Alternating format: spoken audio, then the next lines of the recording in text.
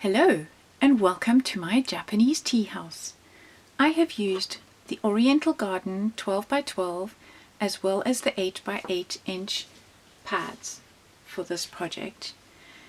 But I really want to focus on this crystal resin. It is what I have used to create this gorgeous hanging token, and you'll see the surprise inside. So I've also used the box house, but I have not used it in its traditional format. I've created an exploding house.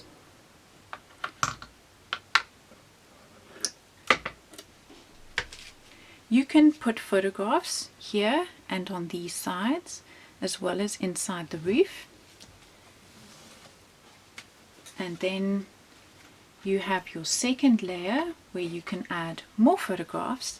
And finally, the surprise of the tea house. The coasters to put your tea mugs on.